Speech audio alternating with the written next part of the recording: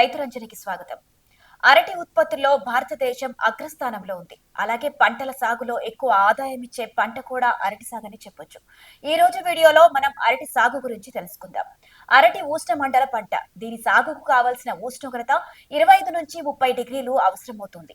దీని సాగుకు సారవంతమైన అధిక సేంద్రియ పదార్థాలు మరియు మురుగునీటి వసతి కలిగి ఉదజని సూచిక 6 నుంచి 7 వరకు గల నేలలు అనుకూలంగా ఉంటాయి. అరటి సాగుకు అనువైన రకాలు 70 దాకా ఉన్నాయి.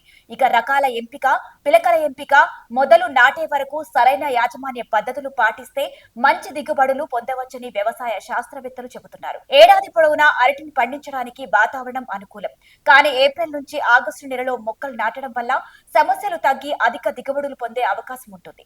అరటి పెంపకందారులు సాంప్రదాయకంగా పనులు చేసే విధానం కాకుండా టిష్యూ కల్చర్ విధానాన్ని ఉపయోగించడం అంత ప్రభావవంతంగా లేదు. సాధారణంగా రైతులు తల్లి మొక్కల నుండి పిలకలను సేకరించి పంట పొలాల్లో నాటు వేసుకునేవారు. అయితే అరటిని ఎలా పండించినా రైతులు సరైన రకాలను ఎంచుకొని సరైన పద్ధతిలో నాటితే అరటి సాగులో విజయం సాధ్యమవుతుంది. కొత్త తోటల్లో నాటేందుకు రైతులు తల్లి మొక్కల నుంచి మొక్కలు సేకరిస్తారు.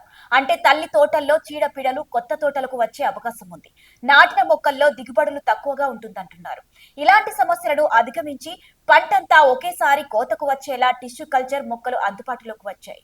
ఈ మొక్కలు నాటడం వల్ల రైతులకు ఖర్చు తగ్గి దిగుబడులు పెరుగుతున్నాయి. నాటే విధానంలో వచ్చిన మార్పుల వల్ల పొలంలో మొక్కల సంఖ్య పెరిగి దిగుబడులు పెరుగుతున్నాయి. అధిక సాంద్రతలో ముఖ్యంగా జంట వరుస పద్ధతిలో నాటడం వల్ల అధిక పండ్ల దిగుబడిని పొందవచ్చు. అరటిని నాటిన తర్వాత మొక్కలు పెరిగేలా మట్టిని తొలగించడం చాలా ముఖ్యం. ఇది టిల్లేజ్ ద్వారా చేయబడుతుంది. ఇది కలుపు మొక్కల పెరుగుదలను నిరోధించడానికి సహాయపడుతుంది. కలుపు నివారణకు రసాయన మందులు సమర్థవంతంగా పనిచేస్తాయి. ఇక అరటి పంటను 4 రకాల నులిపురుగులు ఆశించి పంటలను నష్టపరుస్తాయి.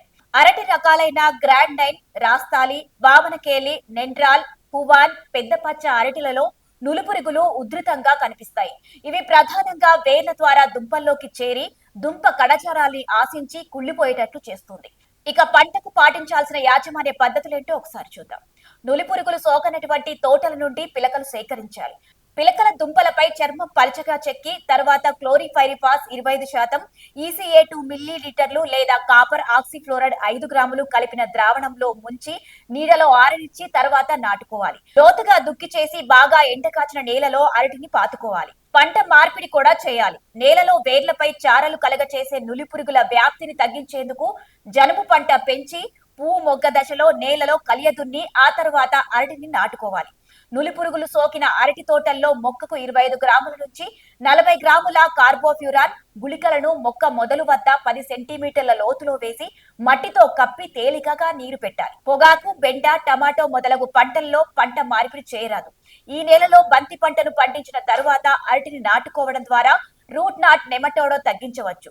పిలకలను నాటేటప్పుడు నాటే గుంతలో 1/2 కిలో వేపపిండి లేదా 5 కిలోల పశువుల ఎరువు వేస్తే నులిపురుగులు వృద్ధి కాకుండా అదుపులో ఉంటాయి. డ్రిప్ నీటిపారుదల సౌకర్యమున్న తోటలకు ద్రవ రూపంలో ఉన్న సూడోమోనాస్ ఫ్లోరోసెన్స్ జీవ సంబంధ మందును ఎకరానికి 1.6 లీటర్లను నీటిలో కలిపి తోట నాటిన తర్వాత 2వ, 4వ, 6వ మాసాలకు డ్రిప్ నీటి ద్వారా అన్ని మొక్కలకు అందించడం వల్ల చాలా వరకు నులిపురుగులు తగ్గించవచ్చు. అలాగే అరటి తోటలో వరి పంట మార్పిడి చేస్తే నులిపురుగులే కాకుండా బాడు తెగుళ్లు రావు. ఫ్లూయోరం 34.48%, ECA 500 మిల్లీలీటర్లు ఎకరానికి డ్రిప్ ద్వారా పంపించడం వల్ల నులిపురుగులను అరికట్టవచ్చు. ఇలా సమగ్ర చర్యలను పాటించడం వల్ల నులిపురుగుల బెడద నుండి అరటి తోటను కాపాడుకొని అధిక దిగుబడిని సాధించవచ్చు.